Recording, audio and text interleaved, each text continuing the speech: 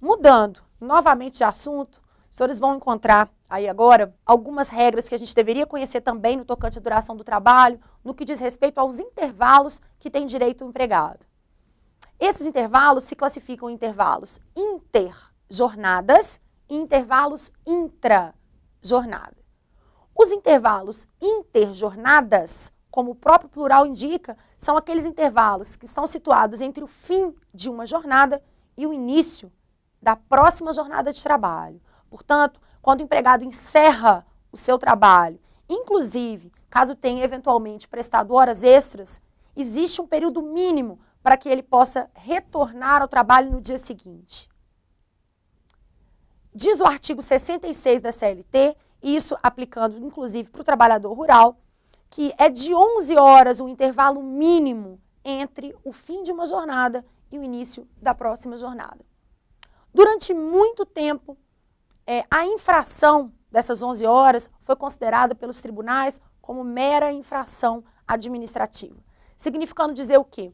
Que quando o empregado começava a trabalhar antes mesmo, né, de completadas as 11 horas, a empresa poderia ser autuada pelo Ministério do Trabalho, mas o empregado não teria nenhuma vantagem em razão, ou nenhuma indenização em razão do descumprimento do seu direito.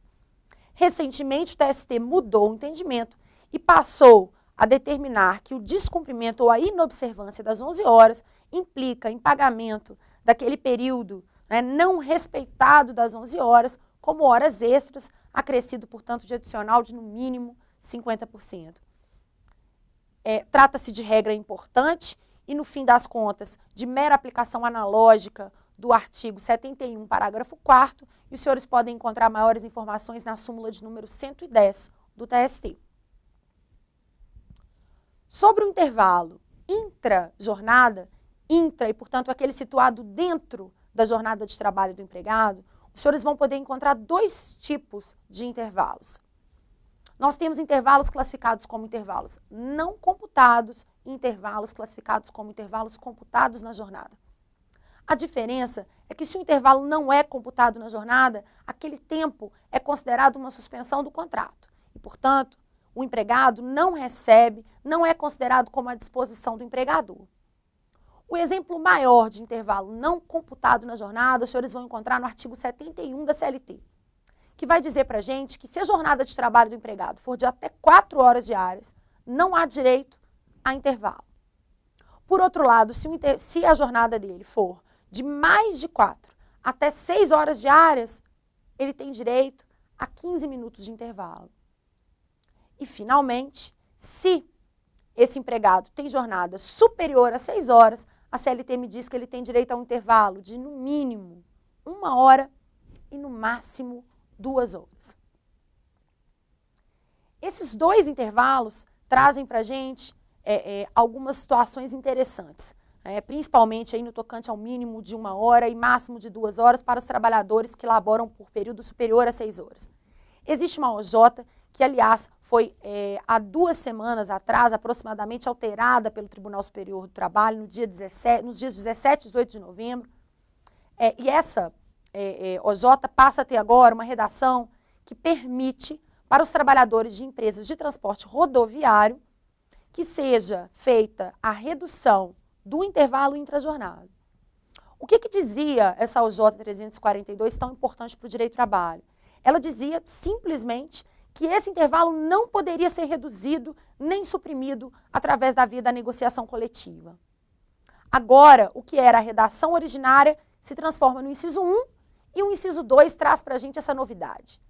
Eu posso, então, através de negociação coletiva e exclusivamente no tocante a motoristas e cobradores do transporte rodoviário urbano, reduzir o intervalo e concedê-lo, portanto, de forma fracionária ao longo da duração completa, por assim dizer, da jornada, desde que respeite 2 regrinhas trazidas também pela OJ.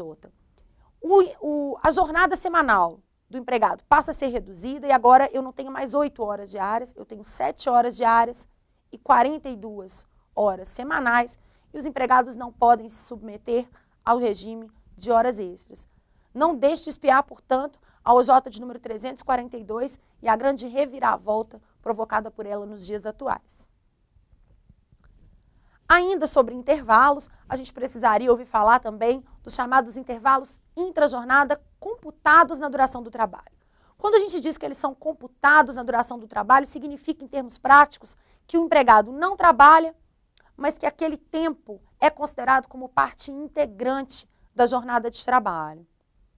Esses intervalos são simbolizados especialmente por aquele intervalo previsto no artigo 72 da CLT, que é destinado aos trabalhadores em serviços permanentes de mecanografia. Apesar de destinado aos trabalhadores no serviço permanente de mecanografia, o TST já há algum tempo, em razão da súmula de número 346, determina a aplicação analógica desse instituto aos digitadores. E, portanto, a cada 90 minutos de trabalho, o digitador tem direito a 10 minutos de descanso.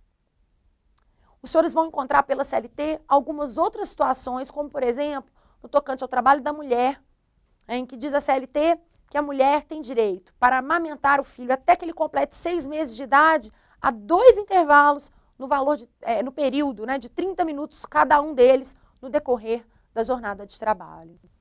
Bom, além disso, e finalmente para encerrar aí essa nossa excursão pelas regras da duração do trabalho, os senhores vão encontrar um instituto que é bastante polêmico e que trata da compensação de jornada. Essa compensação de jornada, os senhores vão encontrar no artigo 59, parágrafo 2º, e também na famosa súmula de número 85 do TST. Conforme o artigo 59, parágrafo 2º, e esse instituto, que também é conhecido por alguns como banco de horas, é possível que o empregado não receba o pagamento das horas que excederem a jornada diária, desde que o excesso de horas em um dia seja compensado pela diminuição de horas em outro dia, e por isso chamado o instituto, portanto, de compensação de jornada. Diz esse artigo que poderá ser dispensado o acréscimo de salário se, por força de acordo ou convenção coletiva, o excesso de horas em um dia for compensado pela correspondente diminuição de horas em outro dia. Dizem os autores que esse instituto jurídico já foi um grande negócio para o empregado, porque, afinal de contas, deixar de trabalhar às 4 horas do sábado para diluí-las ao longo da semana, respeitadas as 44 horas semanais, eu acredito, seja mesmo um grande negócio.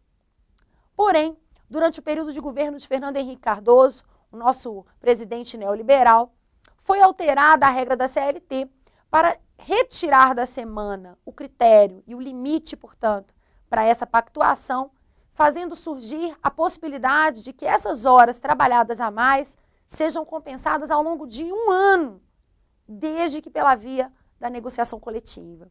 E, portanto, se eu tenho acordo coletivo e convenção coletiva que autorize, é lícita a alteração das regras desse regime para que o empregado possa trabalhar até o limite de 10 horas por dia ao longo, inclusive de uma semana inteira e da outra semana também, desde que num belo dia ele folgue 8 horas, no outro dia ele folga 4 horas, 2 horas, e apenas ao final de um ano é que a gente vai fazer o cálculo para verificar se existe crédito para que ele venha receber na forma de hora extra. Alguns críticos vão dizer, inclusive, que na pior das hipóteses, Fernando Henrique conseguiu para o nosso empregador o prazo de um ano para pagar as horas extras desses empregados.